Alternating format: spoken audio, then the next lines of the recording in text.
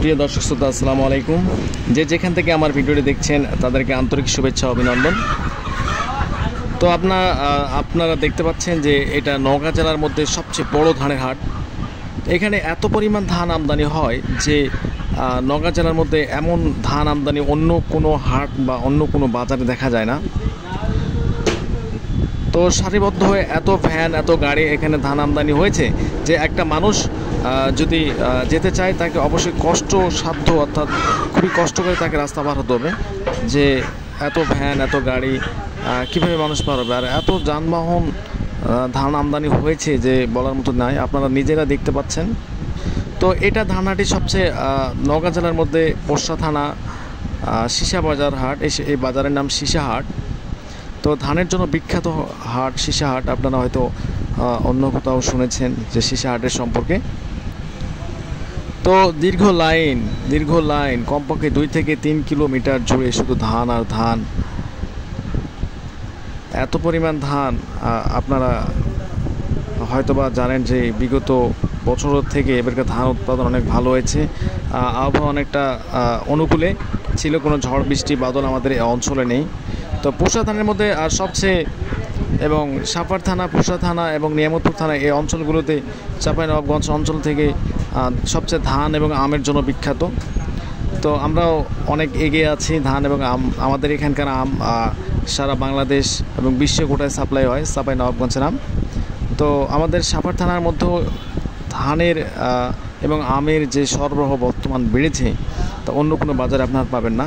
তো আমরা সারা বাংলাদেশ আমাদের এই হাট থেকে ধান রপ্তানি করা হয় এবং এখানে ধানের দাম অনেক বেশি হওয়ায় ক্রেতা দূর দূরান্ত থেকে এখানে ধান বিক্রি করতে আসে।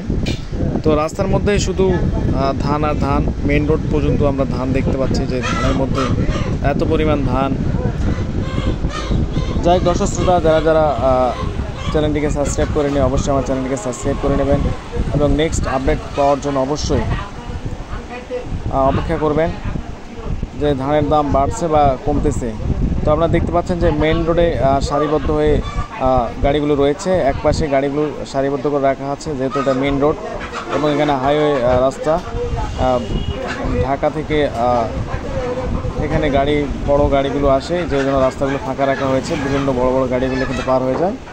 তো সেই জন্য এক সাইডে ধানের গাড়িগুলো সারিবদ্ধ হয়ে রাখা হয়েছে এবং এক সাইডে গাড়ি চলাচলের জন্য সাধারণ মানুষের চলাচলের জন্য ফাঁকা রাখা হয়েছে। তো আপনাদের যদি আমি দূর থেকে ভিউটা দেখাই, যে দূর থেকে আপনারা দেখলে বুঝতে পারবেন যে কত পরিমাণ এখানে ধান আমদানি হয়েছে। তো আপনারা যদি দূর থেকে দেখেন তাহলে অবশ্যই বুঝতে পারবেন। সেই সাথে বলতে চাই যে আমার চ্যানেলটিকে অবশ্যই সাবস্ক্রাইব করবেন এবং এই ধরনের বাজারের আপডেট বা বাজার দেখতে চাইলে অবশ্যই আমার চ্যানেলটিকে ফলো দিয়ে সাবস্ক্রাইব করে আমার পাশে থাকবেন। তো প্রিয় দর্শক শ্রোতারা, আপনারা দেখতে পাচ্ছেন যে আমি উপর থেকে একটি শ্যুট নিয়েছি। তো এখানে আপনারা দেখতে পাচ্ছেন যে কী পরিমাণ ধান আমদানি হয়েছে, আপনারা নিজের চোখে দেখতে পাচ্ছেন। তো আজকে হচ্ছে 13 মে 2025। তো ধানের দাম মোটামুটি অনেক ভালো, কৃষকের মুখে অনেকটা হাসি রয়েছে, যাতে আপনারা নিজের চোখে দেখতে পাচ্ছেন যে কতগুলো গাড়ি রয়েছে এখানে ধান আমদানি করেছে। তো সবাই ভালো থাকবেন। আসসালামু আলাইকুম ওয়া রাহমাতুল্লাহি ওয়া বারাকাতুহু।